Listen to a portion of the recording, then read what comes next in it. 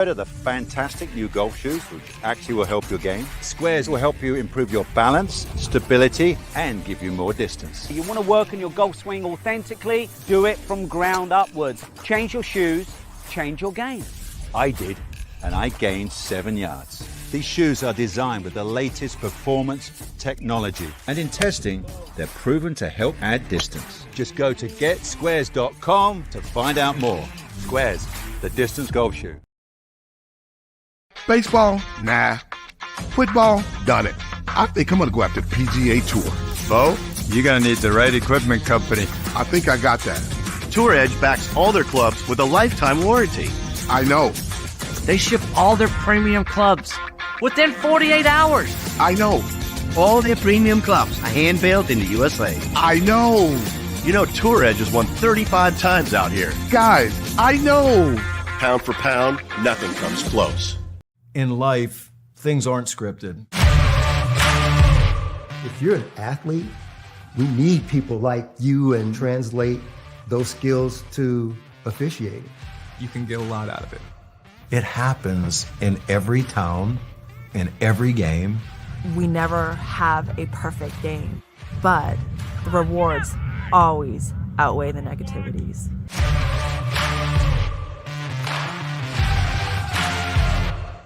Pickleball Life offers exclusive luxury trips around the world to play pickleball, work with private instructors, compete against local clubs, and enjoy the culture and spice of our surroundings. Our Pickleball Life World Tours combine your love of pickleball with culture, sightseeing, adventure, travel, fun, nightlife, shopping, friendship, food, and so much more. Our goal is to create a travel experience you will be telling your friends about for many years. Pickleball Life is a celebration of many things pickleball. We love to play, teach, explore, and have fun, and this is our way to share our joy and spirit with you as we journey together in pickleball. Join us today and play your best.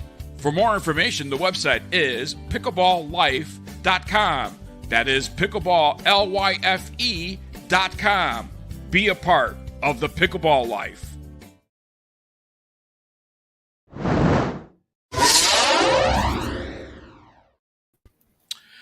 And we're back. It is time for some pickleball talk. Amen. Yeah. Hey, got some pickleball news for everybody. USA Pickleball announced it is in its run phase. Run phase, yes. Of pickleball paddle testing. This includes the paddle ball coefficient of restitution test to determine whether a paddle is too powerful. So it's getting to be that type of game. Okay. The committee met this week to propose the PB Core rollout timeline and ensure the most accurate approach to developing the enhanced tests to address new materials, processes, and equipment configurations. USA Pickleball's equipment certification has philosophically taken a crawl, walk, run approach. Our team wanted to ensure our process was timely, affordable, implementable, and had input from manufacturers so we could respond appropriately to equipment developments in the industry. We're excited to announce we've now entered the run phase, said Carl Schmitz, USA Pickleball's chief technical officer.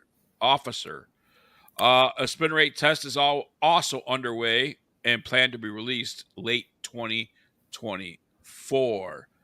So how about that, Bill? It's starting to regulate the paddles now and getting those to where they're fair. Yeah, I don't know what – I mean, in PickleCon, there's a lot of rackets and stuff like that. So I didn't know that there wasn't paddles. Sorry. Why that I thought they were already regulated with what they were using. And they might be, but as they stated in here, it was a laid back, a crawl walk approach. Yeah. You have a lot of little companies that are in this racket now. Well, it's paddle company stuff.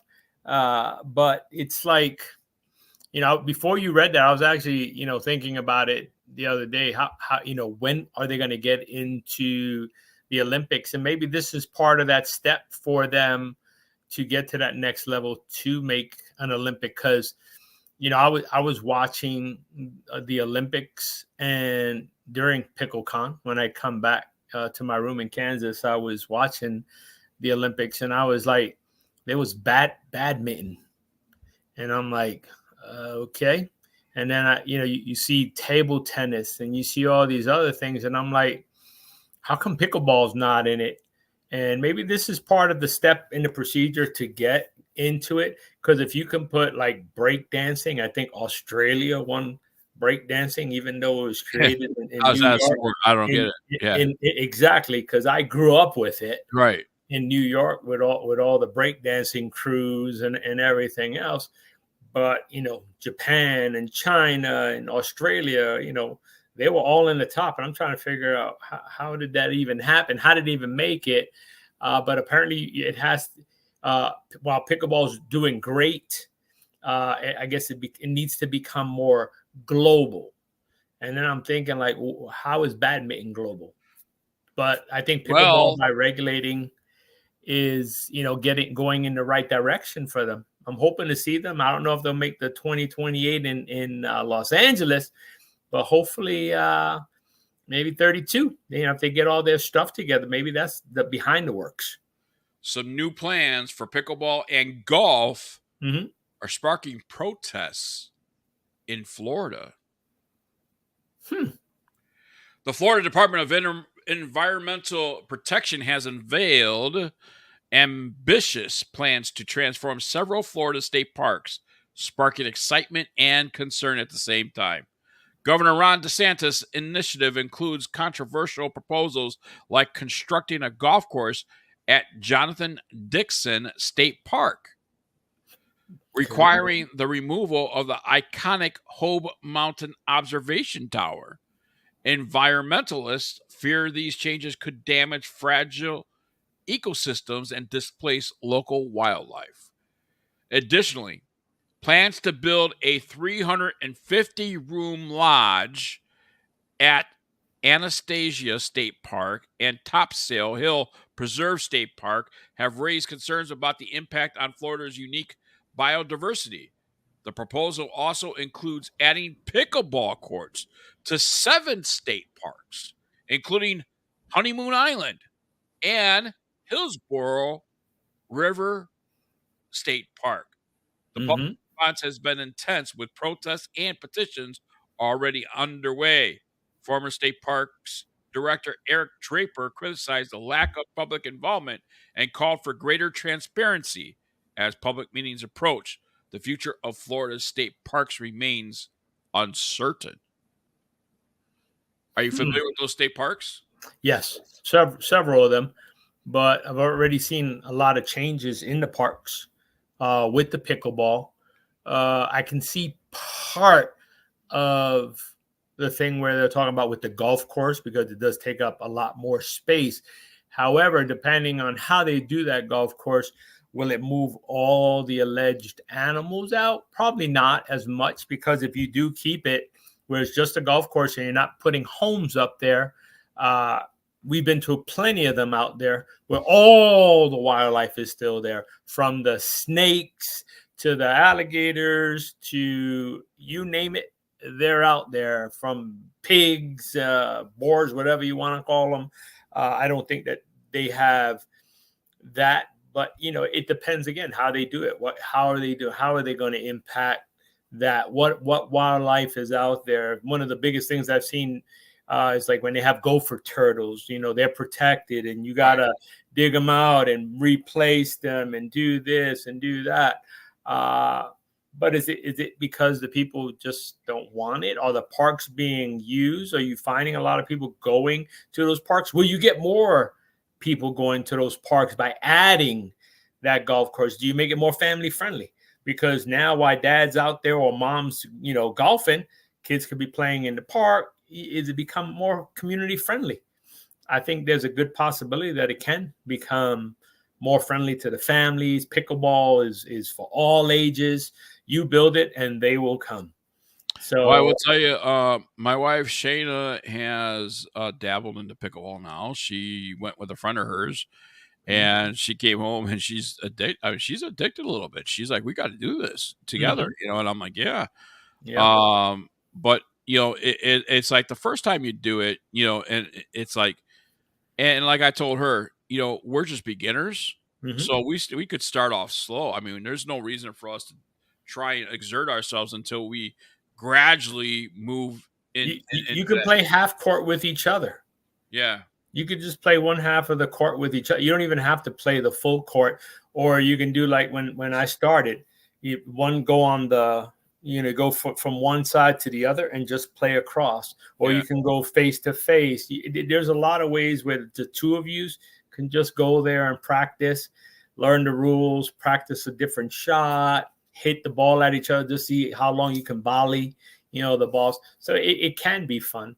Speaking of rules, next week I'm going to try and dig up some information, but I'm told that pickleball is really looking for officials for tournaments. They're short on extremely short in dire need of judges and things like that. And I'll have some more information about that next week on where you could go look up for your certain state on how you could get trained to be a judge. So it's interesting. I did see it at PickleCon. They had a lot of stuff. It's an interesting dynamic, for the ones that are there, especially when you work your way up to the professional level, because they did have some of the professional teams there. I believe it was 16 or 18 of them. So watching that with the actual, it was kind of cool watching the people run back and forth for the balls for them too as well. I was like, okay, it's almost like a tennis match. So when you see as it grows up to the professional level and seeing some of the play, I liked it because I took some things back on how watching those people play. They don't play like your typical pickleball player, and there's a lot less effort. Let's say they don't have to do the effort that we do when we're trying to, because we're overthinking. Right. You learn really quick. A lot of stuff's in your wrist. A lot of just snap, boom, boom, boom. They don't. Some of these guys and girls don't even move their arms. It's all wrist, wrist. Boom, boom. And like, what the hell? And these things are firing rockets at them. And they put their paddle up. Boop, boop. It's just going back and like, wow, what an amazing thing. You know what I mean? Because you waste less time trying to swing from up here and go all around. Yeah, little flick of the wrist, no time at all, no effort. And you just go, because I took a lot from it, watching those pros play. And they were all different ages. I saw a kid that his dad drove him to the event, and you can see people in their late 60s, maybe even early 70s, playing this thing on a professional level.